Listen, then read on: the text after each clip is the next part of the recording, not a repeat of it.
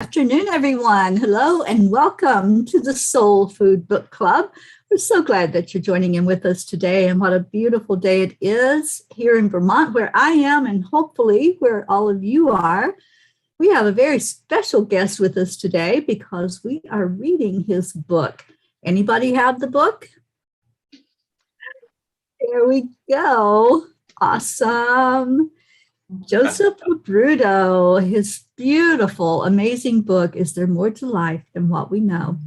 Joseph, welcome to the Soul Food Book Club today. Well, thank you for having me on, Teri. And I want to thank all the readers for reading Is There More to Life Than What We Know? I just so enjoyed writing that book and the journeys that I shared. And just to talk about it and everything just gives me great honor and privilege. Thank you. I'm so glad you're here, and let's just say hello to everyone that's in Zoom. Stacy. Hi. Hello, my friend. Thank you for being here, and thank you for bringing your boss along. who's working right now. And hello, Linda Lemieux. I'll need to leave a couple minutes early for a medical appointment. Okay. Here. And welcome, Charlie Coons. Hello, everyone. And Christina Leftwich. Hello. Our Grace Isis. Hello, darling. Hello. Thank you. Thank you, Mr. Joseph. Thank you. Pleasure. Thank you. And Mary Quincoli. We have a full house here, and we have room for more if you want to jump on into this discussion today. Last week, we started into just talking about the book. Some had just gotten it. Some, it was on the way.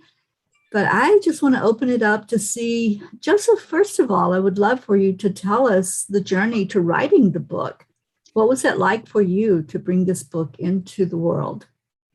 Well, when I first started out with my journey, it was just notes, so I wouldn't forget my experience. So everywhere I would go, I would sit there and I would just start writing notes about my experiences. And then when I was starting to develop into a channel, messages started to come through, and I've been waking up 4 a.m. that I had to write these messages to share. So what started as just notes, so I remember where my journey ended up being channel messages to share with everyone. And as I started to read it, I said, this is starting to look a little like a book, and maybe I need to put it in a book form instead of just having these piles of paper here. And so I started to, at first I was just writing with pen and paper. So I started to put it back into the computer, and then I started the channel, and the book started to come into form. Now this book it's my life. So I started to journalize back like 10 years before it was published. And then toward the end, then I put it all together and decided to publish it. Awesome. Well, I just want to open it up. If anybody has a question or a comment for Joseph, this would be your time to do that. I'm here. I'm just enjoying the book. I've read it a couple of times, but I'm reading it again. I really do enjoy it. Joseph, what was the hardest part about coming out with your gifts? Insecurities, not about what people would think about me, but the insecurities of coming out that, all right, maybe I'm not right 100%. Maybe I'll be wrong. And just feeling that, and then with the book, coming out with the book too, is the insecurities, because I talk a lot of deep subjects. I talk about extraterrestrials, which is kind of like with people and stuff. And I bring God into a different light and bringing God into a higher consciousness, not just like a soul, like a man. And I start to break down different things. So the fear of being judged came in as well. So I decided to just bite the bullet. Going to put it out there. This is who I am, and whoever is going to accept me will accept me and enjoy the book. And whoever doesn't, then the book is not right for them. Thank you. And which spiritual leader do you think helped you the most, or which moment in your journey do you think was your most vital or turning point or whatever? It seems like when we're in crisis, we're always going through soul transformation or progression. And when we're in crisis or going through dilemmas in life, this is when answers come. And it's always seemed to be when I had difficult in life or change in life that when my guides will come through. I call them the collective, so they're all a collective voice that helps me. Individually, Indigo was the most strongest voice in my head that came, but each one had different lessons. Each one taught me different ways. And I found that in the silence, in the oneness, this is where I heard my voice. When I say about times of transition, it was a time after divorce for me, where I was alone for the first time. And I had a lot of alone time to think and to go soul searching. And I was I wasn't even a practicing medium then. I was a practicing channel and channeling my guides and everything. But this is where I heard my guides. They gave me direction and what to do and where to go. And then they started giving me directions in life for everyone to help them. It's like you have to walk in someone's shoes to get the answers. And it seems like every time there's an experience I have to go through or went through, I take that experience to help others. And that's how I get the information. But not one guide or anything gave me the inspiration. It's the whole collective of all the beings that work through me. Right, because I had awakening and experience, and they've come to me in ways, and they said, I've talked to people that are on the other side, have talked to me, and people have, they even said, I was told to listen to Paul and Silent Girl, and I don't know. And I was looking for a Paul, so I reached out to a psychic named Paul. So after reading your book, I'm thinking that they might even be my guides. Most likely they are. So when they say listen to Paul, it's like listen within. Sometimes we identify guides by name. It helps us to identify who they are. Right. That's why my guides came out like Patrick, Indigo, Sparrowhawk, individuals, so I know, right. But they're a true collective. So Paul is probably a main guide for you. Now, if you're a religious person, Catholics, let's say, and the Bible with the Apostle Paul, it could be the Apostle Paul who is connected with you. And that's my feeling. And my regular guide is Peter, so it's like there's another apostle. Right, there. Yeah, and so I feel like that's where you're going with. Yeah. So, the book was so like amazing, and it just connected with me, like the things I've went through and stuff. It's like, wow, A lot of people will find that they're experiencing the same thing that I experienced, and they'll resonate to it, and they'll go, "Oh my God, I'm not crazy. Joseph's going through this too. I'm not alone." And this is that's what happens when you go through it. So Well, anyway, I pulled the card for you, so while I'm here. Oh, wonderful. And it's you ain't going to believe. Is it on a topic? You ain't going to believe it's Is it about career, relationships, or just? No, I just pulled it for Joseph, Good, Joseph. Okay. All right, so for you. And it's the Angel Wisdom Tarot deck. Okay. By Rowley. And it came up with the Magician. That is so funny because that is my card. Every time somebody pulls a card, the Magician comes up. And that's funny that you got that too out of all the cards in the deck. Right. That's exactly what came up. What's your interpretation, Charlie? Yeah, well, it reads that like the magic is in your life, and which it is, and which we all know, and you're a gifted person, and you do magnificent things to help people, and it says you will need. What you need to be successful will manifest if you believe you can do it. So that's, it's like the number one card in the deck. Actually, it is the number one card. There's a zero card, which is the dreamer, but you're the magician. So like I said, that's a strong card for me. A lot of psychics pull that card for me, the magician card. magician card, not musician, magician. Yeah. And but manifesting is it you know, you hit a nail on the head on there.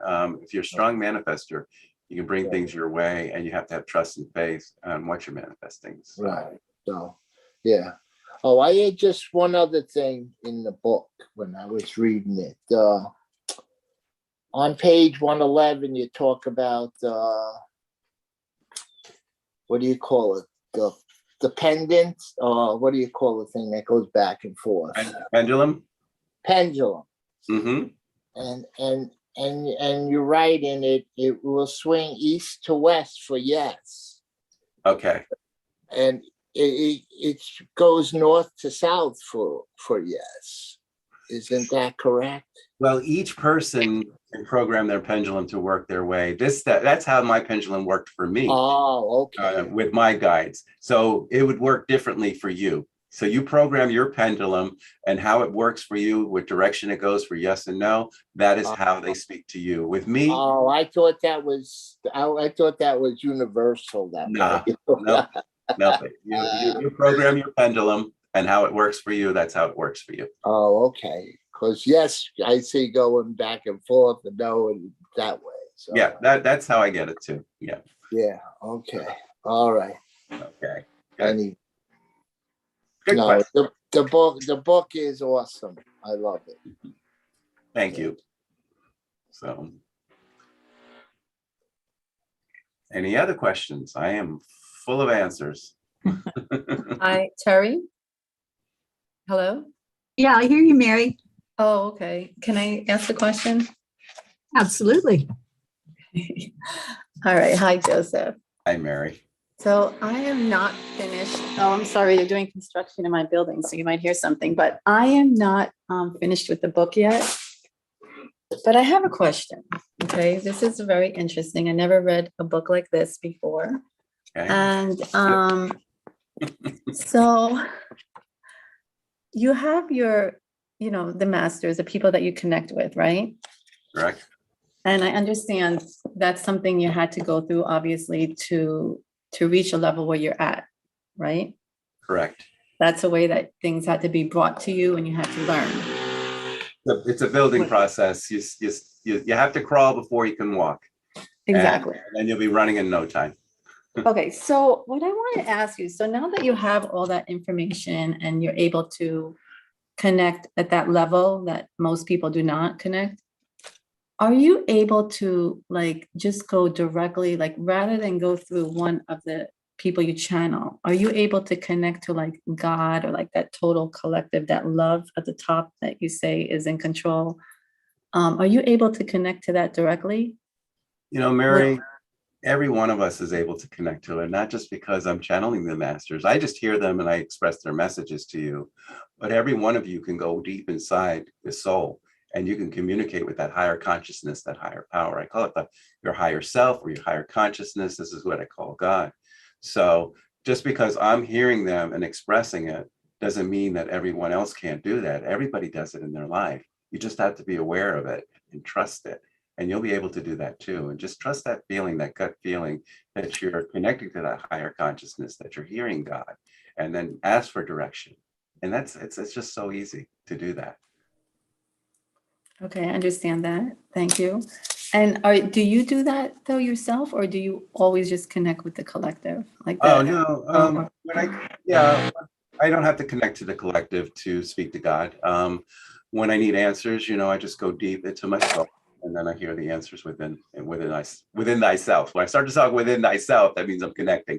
So, but yeah, it's just a true connection. And we're always, when they say we're all one, we're all one. We're all tied into the universe. We're all connected. So the guides are there too, but you don't have to go through the guides to connect with the higher source. It's almost like today, if you look at today, we have a priest, and you think, you have to go to the priest to talk to God. No, you don't have to go to the priest to talk to God. You can talk to God on your own. So it's the same way with us. We don't have to go to our guides to talk to God. We can go to God on our own because we're just as powerful as our guides are. Okay, so you're just basically getting certain information from them. It's like if you talk to one person, they'll tell you, you'll have one type of conversation. If you speak with another person, you'll have another type of conversation. So they're just presenting information to you differently. Exactly. The guides have different personalities, they have different information. For instance, Sparrowhawk's more Native American teachings. He'll go through the Native Americans. Indigo's more universal. He's extraterrestrial. He'll talk about the galaxy, the oneness and everything. Patrick is more down to earth here. He'll talk about life here on earth and more basic. He's more into, he can relate more into how feelings and things like that. So each guy does have different teachings to do. So if I need to go into their expertise, then I'll communicate directly. But if I just want to talk to God, then I'll ask for God, or what I call the higher consciousness. I talk to the higher consciousness and I ask for advice and help and direction. Okay, thank you. You're welcome. I like this. This is pretty fun. Those were some cool questions, Joseph. I love these Q&As. This is so. I was wondering if there was one step in your learning that really was particularly awesome or surprising. For example, if I look back in my life, I can see one step led to this, and that led to something else, and that led to something else. And usually when I finish a step and go on to another one, it's a new awakening or new information coming in. So I wondered, in your background or coming up even, if you know of one particular thing that happened or a step and you were like a little more surprised than the others, or aha moment, or is it all like that?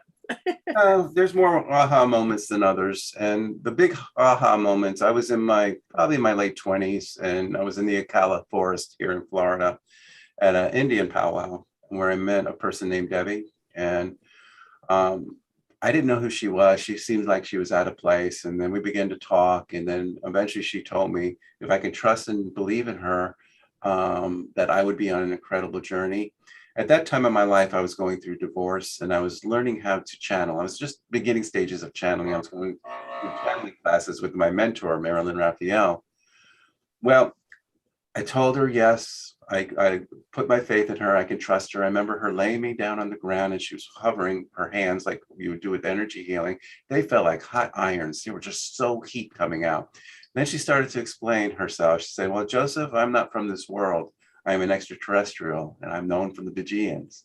Then she started telling me about what I was going through, about my divorce and my children, about how it's hurting me, the separation and not seeing them all the time. But she said that I'm going to be doing great things in life. At this time, like I said, I was just a practicing channel. But she said that my mediumship abilities will come in. I'll be healing people. I'll be on television. I'll be writing books. And I'm not a writer. I said, geez, I never thought I could write anything. But she told me all this stuff. And she gave me all these symbols, light languages to look for. And those are the cards that I have on there that has energy that works with your aura and balances you.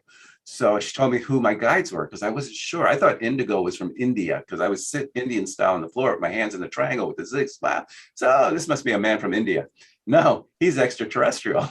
And so I got to find out who Sparrowhawk was and Indigo and Patrick and who these guys were, why they worked with me. And she also told me my purpose in life, why I was here and my mission. So that was one of the moments that really turned me, I started to develop. If I go back a few more years, when I was in my early 20s, Marilyn Raphael, who was my channel teacher at the time, before I started become a student, she channeled her masters, and her master told me that I'm on a mission to be on guard, that I would be communicating with the Christ, and I'll be bringing the Christ consciousness in. So that was my awareness of, okay, I'm going to be channeling the Christ consciousness in. And that's before. And then, 10 years later, meeting Debbie in this Ocala forest thing. And it's just all kind of came all together. So. Well, thank you. That's really interesting. You're welcome. So, any other questions any of you have? Do you think Debbie was an alien? No, I could never find her again. I tried searching for her because I had more questions. And the house that they rented was no longer, the owner said that they're no longer there. She said she's from Ireland, and I just, at that time, the internet wasn't as strong back then. It was before the internet really was out. So I couldn't really Google or anything like that at that time. So I can't even remember the last name she gave me. So to Google it now. So maybe she'll see her symbols out there in my cards and reach out to me, but it's been a long time, so I haven't heard from her yet. So she gave you the symbols on the cards? Yes, she drew them right in front of me. She pulled out, she had like this whole thing of index cards and markers. And this was after she told me who I was and what I'm about, my guides. And then she told me to sit up. And then she says, I have these symbols to give to you. I want you to work with them every day. It's going to help balance your energy. It'll make you a strong communicator, and it's going to bring you into your power. She also gave me my DNA code, the missing code that we're missing in our life to connect. And she gave me she wrote these symbols that I have in my safe. She said, this is the symbols that God made you with, and this is going to bring your power, that you'll be doing miracles, the magician, so to say, that I will be doing healings and mediumship work, and I will be doing this strongly. So she got her markers, different colors. She wrote these symbols out. She told me to put my hand above each one. She started telling me what they're about, and I started writing what each symbol was about on there. And then that was it. I didn't see her again after that. That's amazing. Oh, yeah. Can I ask you something about the DNA card? Yes. Well, okay, go ahead. Mm-hmm. No, not to tell me what it is, but so what is that exactly? What is it supposed to do? Is it like a what is it, like an Akashic record type of thing? All right. They're called universal energy cards. No, I saw it. I saw it in the book. I saw the cards, and what is it supposed to, like your DNA one? What are you supposed to do with it? All right, my one that I have locked in the safe.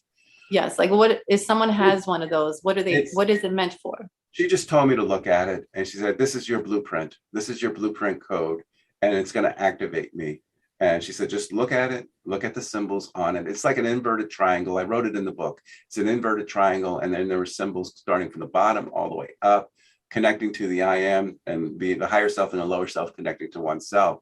So she told me to look at it and to just the symbols, just see it in your brain. Just always see that symbol, and it's just going to connect you to the I am, connect you to the universe, and it's going to just develop all your abilities that you have. So that's what that was all about. Oh, and she said not to show it to anybody. This has to be for you. So it helps you connect to yourself basically. To your higher self. It connects you to your higher self, and it opens you up. It's like almost like Master Jesus connected to his higher self. He was able to use Kabbalah, and he was a Kabbalist, and he used to do these miracles and stuff. So you can bring it to strong levels and do miracles like Jesus does after you progress and you learn. Can I ask you like a somewhat personal question? We'll see. Okay. Not too personal. But okay, so you have this ability, right? Mm-hmm. And you have to live a normal life every day. Yes. So what do you like, how do you do that? Like, how can you go about your day every day without, you must pick up, you meet someone, you pick something up, you meet someone, you pick something up, you're always picking things up. So what do you do to block? You have to block it out somehow. We have to create a balance. That's why I said I'm Joseph here, and when I'm out and about, I'm Joe. I think Teri and Stacy have seen Joe before a lot of times. So Joe is an average Joe. He likes to go out. He likes to have drinks with friends, and he likes to dance. He likes to have fun, concerts and things and dates. That's Joe. Joseph is more the spiritual person. I go into my oneness, my one self, and I teach. You were at my event Saturday, I believe you said, Mary. So that was Joseph out there bringing messages. So I have disciplined myself to contact my higher self when I'm teaching and helping others, and to shut down and be my one self here, to be an average Joe, so to say. Okay, thank Balance. You. Perfect balance. You need balance. Definitely. Thank you. You're welcome. Joseph, we have Lisa Berry, who's watching online. Hello, Lisa. And Lisa says, Joseph, are you able to see others missing DNA symbols? No, that's not my forte. This was Debbie did this, and she drew out all these symbols for me. So yeah, but myself, that's science. I don't know. But never say never. I have to say never, because I'm always progressing and I'm always learning. Maybe 5-10 years from now, I can say, yeah, I can start drawing symbols for people. You never know where life takes you. So, but that was given me. The symbols were given to me, and she wrote those out on a piece of paper, and she showed it to me, and I still have that paper. So.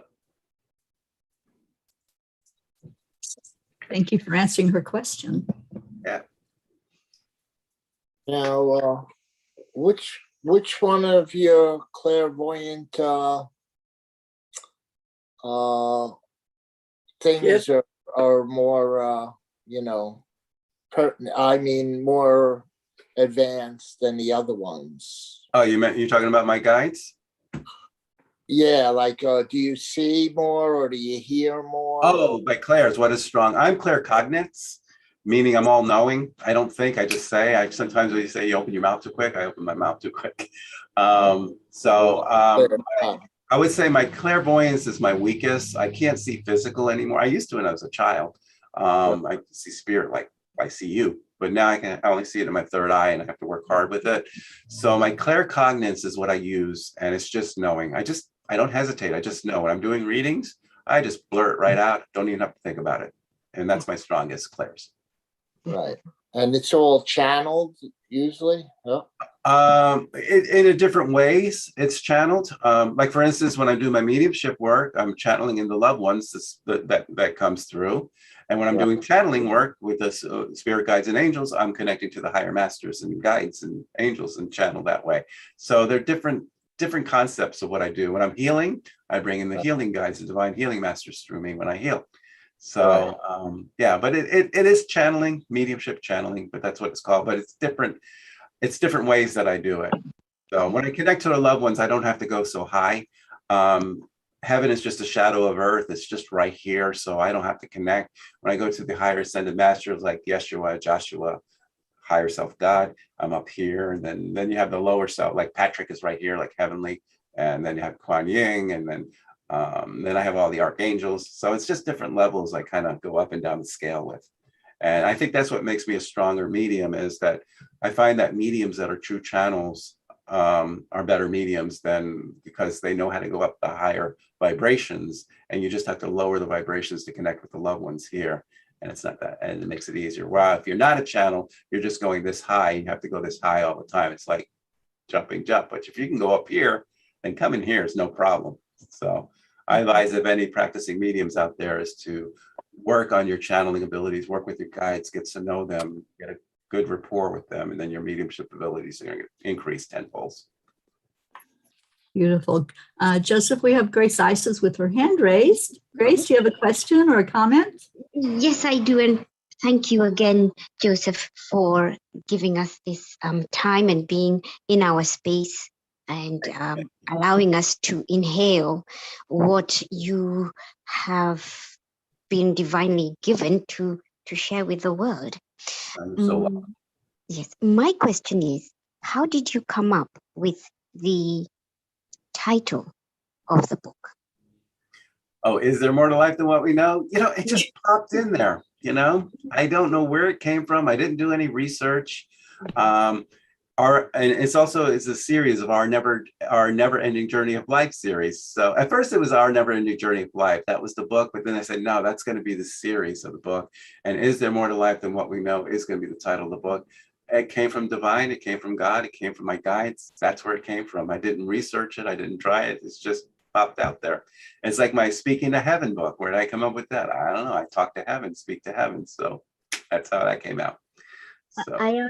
Because sometimes we who are enlightened and are on a path, we sometimes go back and forth with we're channeled. We get the message and we're like, but why would a title like that? Did you go back and forth, or you were just given and you were like, fine, we'll move on with it? I was given it to the beginning, and you notice it has a question mark on it too. Yes. It's not, is it more to life than what you know? It's a question mark. So the title kind of sticks out. I wonder if there is more to life than what we know. Let me check it out. And have there been questions, like have people said, so what do you actually mean? Okay, they'll read the book, but and then are there some times when people read the book and they say, but perhaps, there are those who are much more advanced in the enlightenment and they say, well, I knew all that. Or have you come up across some of those kind of, I'm sorry to be so negative. No, it's a good question. It's not a negative. There are people who are more advanced than the others. And is there more to life than what we know? It starts off as a basic book for beginners because it talks about my journey and how I learned to become a channel and my fears and skepticisms that I had. As I developed, I became stronger. And then toward the end of the book, they're more strong, they're better, they're more lessons, deeper meanings, because I became a stronger channel. And those who are more advanced and stuff could either resonate to the message and go, yes, that's how I think, how the Christ consciousness work. And it gives them stronger validation that they're not alone thinking that way, that there's others thinking that way. So I look at it as for those more advanced, so to say, they may take the book and look at it like, okay, I knew this, and Joseph is saying the same thing. So that gives me validation that I'm on the same page. Wonderful. Thank you so much. Thank you, sir. You're welcome. Joseph, do you ever have any, when you do your readings, do you ever have spirit from the readings try to hang around you afterwards? Yeah, that's why I have to do my close the shop, so to say, thing. So I normally take a shower. If I can take a shower right away and come home, it just kind of closes and washes everything away. But at the very beginning, yes, I see that too. Or sometimes when I'm in bed later on, I can hear moving or something fall in the kitchen, and I go, all right, leave me alone, guys, go home. And so they'll do follow me sometimes on there, but I've gotten to the point where I let the spirits go home with the person that I've read. So I think they do. Take your loved ones, take your loved ones with you. Good point. We have Christina that wants to talk to you. Okay. Hi, Joseph. I'm really enjoying your book. I'm not quite through it, but I'm really into it. And you've reminded me of maybe doing some fire circles and some things that I haven't done in a while. But I want to ask you a couple questions. One is, when I was a child, I had a very negative experience. Okay. And I was just wondering, I know you've had, because you didn't put protection around you, Okay. That you've had your negative, but I can't even tell you what exactly happened. Because by that time I had already had experiences with angels, and even with what I called as a child a ghost. I'm not entirely sure, but it was ghost and to me. And I just remember seeing something that was so frightening to me that I couldn't even scream. I was screaming inside and I couldn't. Nothing was coming out of my mouth, and I was just yelling and yelling and yelling for help. But I don't even know what I saw. Okay. So I'm just wondering, was this in a dream state, or were you conscious at the time? No, I was completely conscious. This was during the daytime. I was heading out or to my room. I can't remember which, but it just was lit out of the blue kind of a thing. I did no idea. A lot of times what happens is, we have duality, we have heavy energy, we have light energy. And when we tap into the heavy energy, it may represent something that is evil or ugly out there. It's just what word I am here. It just represents that. In my interpretation it's just to remind you of the duality that we have in life. There is good, there is evil, there is bad. And so we have choices to make and all that. And it's just making you aware of that, that things can be as good as it is. There is evil there too, and you can walk the road that you need to walk on. Okay, so that was an early on one for that. I mean, I figured that out as an adult, but this was just something that happened as a child. 40 years later, I'm like, man, I still get a clench in my stomach. Yeah. It was pretty scary. And then Now, I used to see a lot more as a child, like when you were just saying that, as a child, you saw things a lot more. And I saw things right up until one day I actually had to tell them to stop showing me in such distinct form. Okay. Because it was like, to me, I wasn't even necessarily, it had happened where I didn't even think they weren't of this plane, of the earthly plane kind of a thing. And I was like, oh, no one else is seeing this. They're going to think I'm crazy kind of a thing. So, and some of them kind of startled me at times too. There's sometimes they could startle. So I asked them not to show up in form like that to me and to talk in other ways to me. So that cognitive is how it kind of comes in with me. It's a thought. And it's just there. And I don't know where it comes from. It doesn't have a direction. It doesn't have anything like that. But I'd like to explore a little bit about what I see things like on a worldly level. Okay. Again, that stems from a child, and I had to also ask, I would know when there was going to be a plane crash, that kind of thing. And that as a kid, I didn't really want that information. Heck, I don't want that information as an adult. Because I never knew what plane or anything like that. I just would have a dream the night before that there was a fiery plane crash, and then it would be on the news that a plane had crashed. So it was kind of like that. So I think I kind of backed off of it for a little bit, but it seems to be coming in loud and clear again. Okay. And now I'm a lot wiser and of a person than I was before. And so I'm just seeing what you do to help balance, because this is going to be coming in now and there's nothing I can do. What you need to do, Christina, is first set boundaries. It's very important to set those boundaries. Allow who you want to allow to come in and everything. Seeing things interpreted and seeing things coming into intuition, intuition is very hard to do, because if we're meant to be seers, if we're meant to see things that happen, and it's a gift that first you have to be acceptance for it. If you accept it and you want it, then open up to it. But if this is something you fear and you really don't want to do, you set your limits, you stop it, you say, I really don't want to see this, and you stop. But if you're open to it, if you feel you could help society with this, then open up to it and let it be and let it come to you. When we set boundaries is you allow who comes in to your life and who's there. If you have uncertainty about an entity or fear, ask that they present the true self of who they are. And if you still have a gut feeling that they're not as the highest good, then ask them to leave, send them to the light. And that's what I normally do. And okay. That's most important. Okay, very good. Thank you so much. I really am enjoying the book. Thank you. You're so welcome.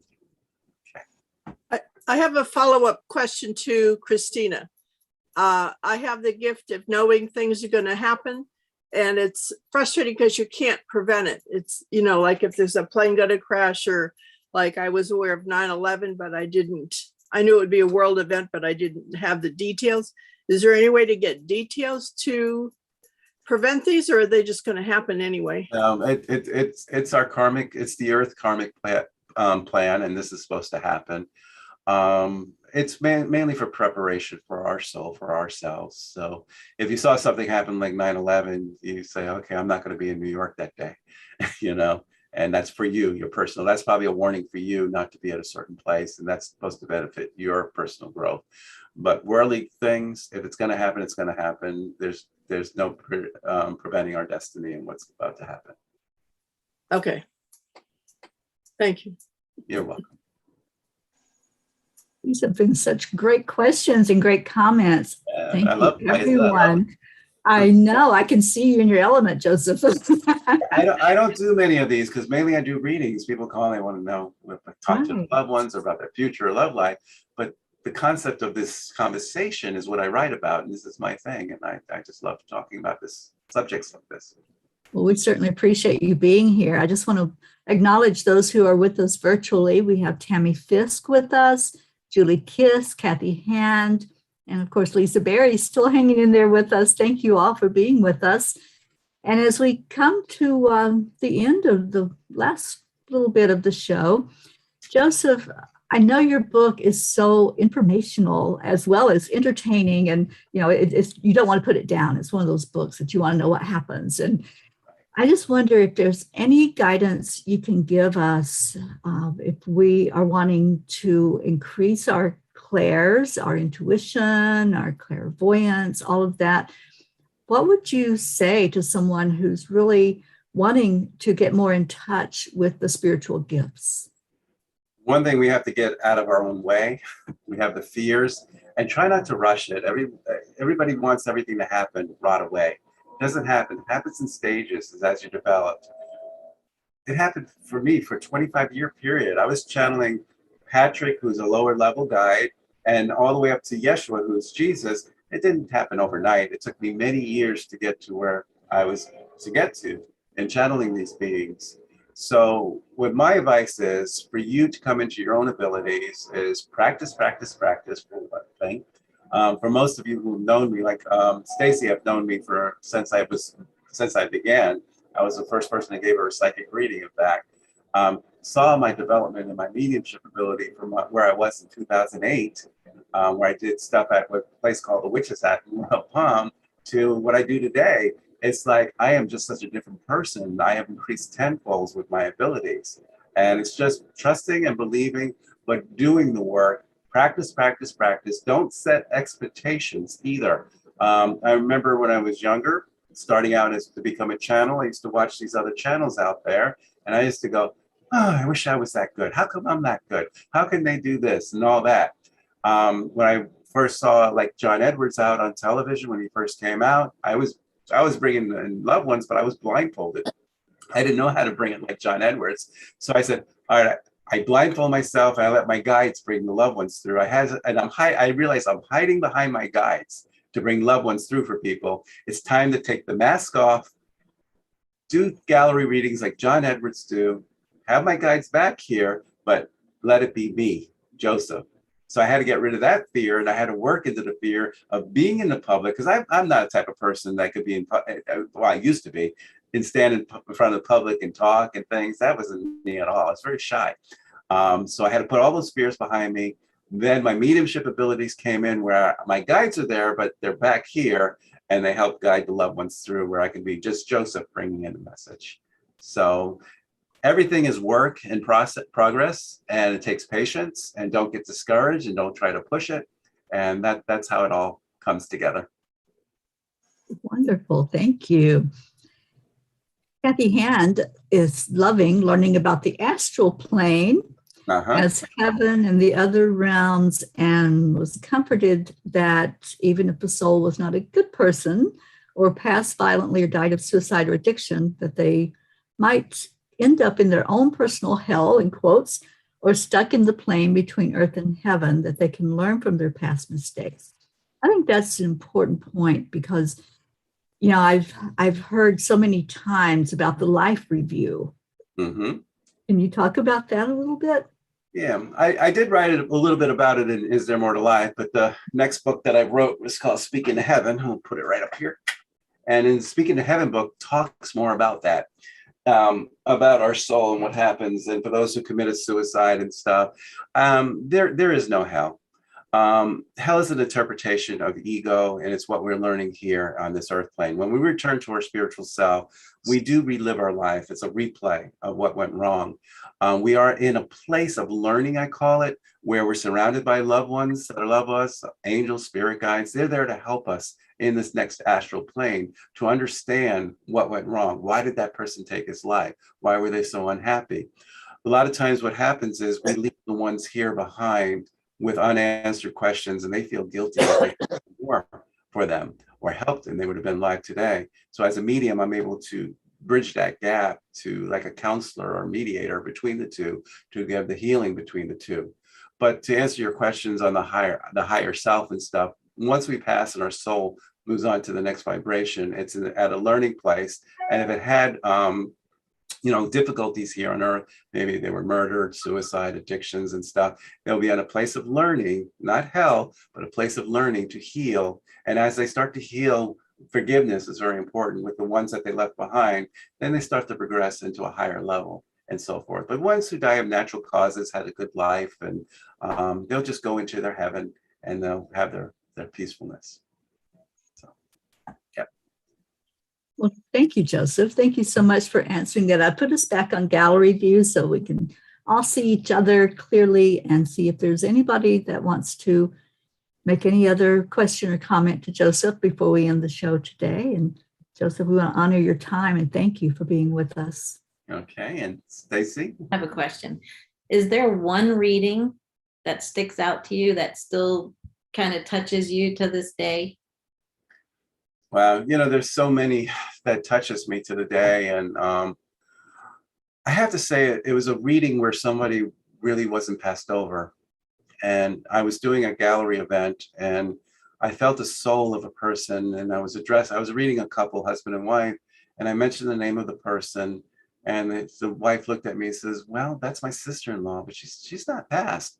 I said, I'm hearing her clear as day. You sure she's not passed? And then she said, well, she's been in the hospital for 6 months now in a coma. And I said, then I have this ability where like I channel guides through me. Loved ones will merge with me and speak through me. And all of a sudden she jumped into my body and talked to her sister-in-law and said, you tell my husband I didn't know I was in a coma. I thought I was sleeping all this time. And I thought I was just in a deep sleep. Tell him, please don't let me go.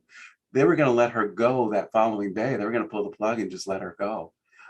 The next day, the woman came to me. It was a weekend workshop on Friday, Saturday, Sunday. She came Saturday to my workshop, the sister-in-law. She came running up to me and said, Joseph, you're not going to believe it. She woke up this morning. So she talked to me in spirit, or her soul spoke to me, even though she's not crossed over, making her realize that she was in a coma, that she's time to wake up. And the next day she woke up. And that's something that always stays with me. I think I remember that one. Yeah, it happened about a couple of years ago that happened. It wasn't too long ago. So, yeah. Okay. Left everybody in silence. I want to thank you for the book. It's very enjoyable, and thank you again. Thank you for reading it, Charlie. And thank you for letting the opportunity of connecting with your wife. We're talking here and I'm hearing her in my head right now. She said, Charlie, Charlie, Charlie, Charlie, I love you. I hear you every day. I just want to embrace you. I want to love you and just stay strong. That's all I ask for you is stay strong. Day by day, you'll get through. And she wants to tell you that, Charlie, okay? Okay. Right. Well, thank you, Teri. Beautiful. Joseph, thank you so much for this opportunity to sit with you.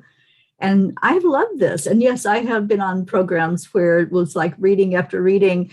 And this was so great because it was so personal and just very informal, hearing you talk about what you love. And we feel that passion inside of you. More of these. So, Yeah. but then the loved one slipped in, like Charlie's wife was in my ear just now. That happens. Yeah, because I'm open. That's why. Right. So, yeah.